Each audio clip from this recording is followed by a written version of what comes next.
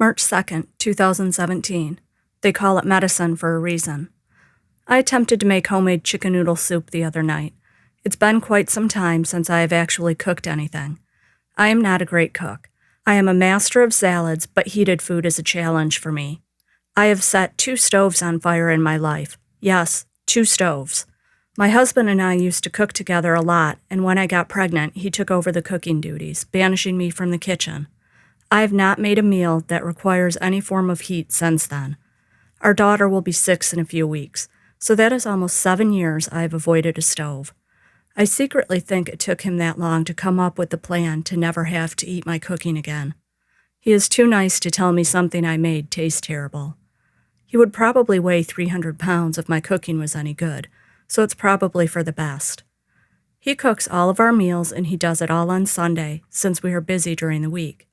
We have a refrigerator full of containers packed with individual meals for the week. Last Sunday was a busy day, and he was left with a package of chicken breasts uncooked. He asked me if I could do something with them on Tuesday, since he was too busy to prepare them, and they would soon go to waste. His exact words were, "Just look up a recipe. You can do it." Famous last words. I did look up a recipe. I even printed the recipe and took it to the kitchen to follow while adding all of the ingredients to the crock pot. I cut and chopped, measured and poured, and left the pot for 5 hours as directed. When I returned, it did not look like I expected, but I didn't panic. I looked back at my directions and continued on. I removed the onions as directed and tossed it down the garbage disposal. It said to remove the chicken and shred it.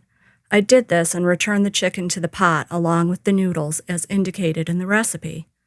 At this point, I was supposed to let the noodles cook for 20 minutes, and the soup would be done. I was excited to be 20 minutes away from homemade chicken noodle soup. It still didn't look exactly like I expected it would look, but the noodles weren't cooked yet, so I wasn't that concerned. I had some things to do around the house as I usually do by 9 at night, so I busied myself as the noodles cooked. One of the reasons I don't cook is because I am easily distracted, thus the 2 stove fires. I get wrapped up in another project, and 20 minutes turns into 40 minutes. So when I walked back to the crock pot after 40 minutes, I was a little panicked, knowing that I had probably overcooked the pasta a little. When I lifted the lid to stir the soup, I couldn't find anything that resembled a shell. Either my chicken had eaten the noodles, or they had overcooked to the point of decomposition. Since it was now close to my bedtime, I decided to throw in the towel and see what I could do about the situation the next day. I packed up the soup and stored it in the refrigerator until I had time to handle it the following evening. The following night, I put the pot of goo on the stove and started the reheating process. The disintegrated noodles had turned the concoction into more of a stew-like consistency. I quickly added some water to try to thin it out. It seemed to work, and it was starting to smell a bit more like what I remembered chicken noodle soup to smell like. The chicken, however, had gone from chunky shreds to fine strands. I hoped nobody would notice, and added the noodles. I stood at the stove while the noodles boiled away in the soup. I was not about to take my eye off the pot this time. And the old wives' tale is not correct. A watch pot does, in fact, boil.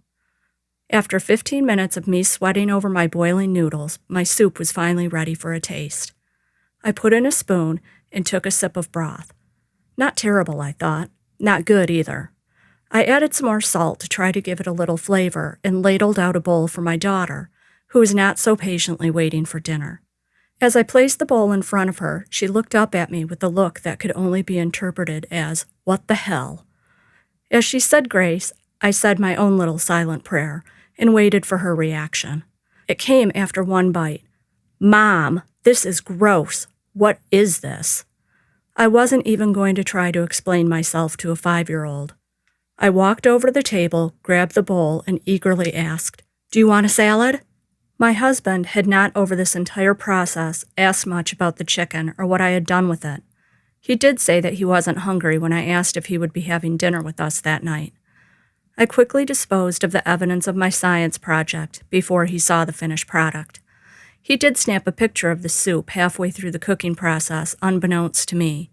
I think he is building evidence for his trial when he eventually kills me in my sleep.